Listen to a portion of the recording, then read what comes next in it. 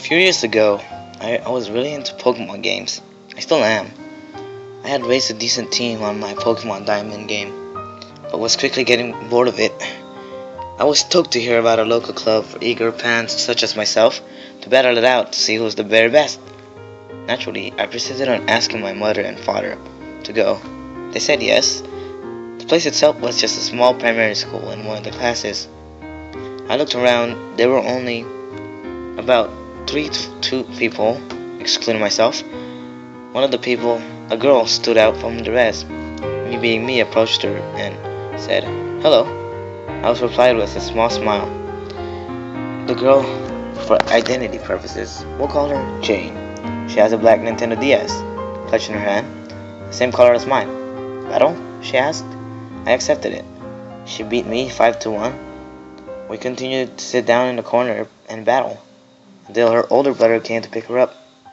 "Will I see you next week?" I asked. She nodded with a small smile. The next week came, and I saw Jane. However, her short hair was now shaved off, and she was completely bald and looked awfully sick. Trying not to be rude, I ignored it, approached her. Her dull face turned into a smile, and we battled. Her older brother came to pick her up, and I said my goodbyes. That evening, I heard my mom and dad yelling, and my dad came in the room in a fit of rage, slamming the door and taking a deep breath.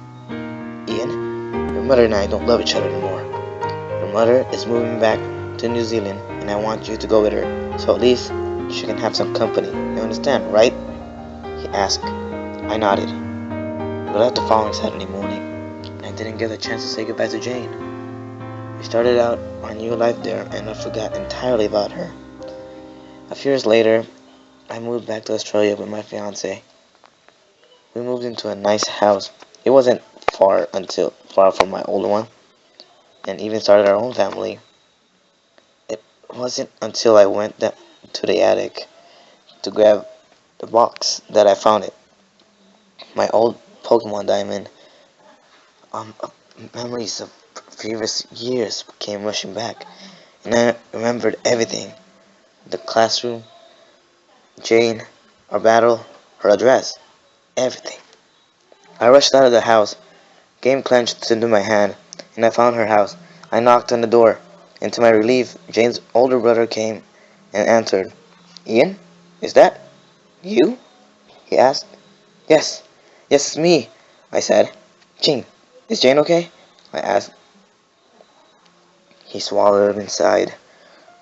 "Jane passed away several months before you stopped going to the club, Ian," he said.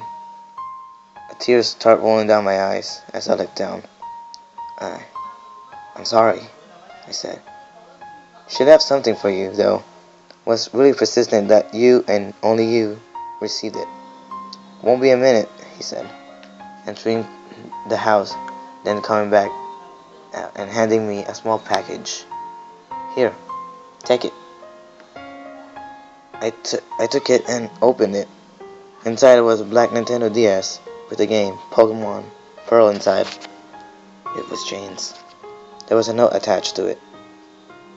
"Dear Ian, I know this is never gonna get to you, but I want you to say that whenever you come to the club, my world felt like maybe, just maybe, I have something to live for.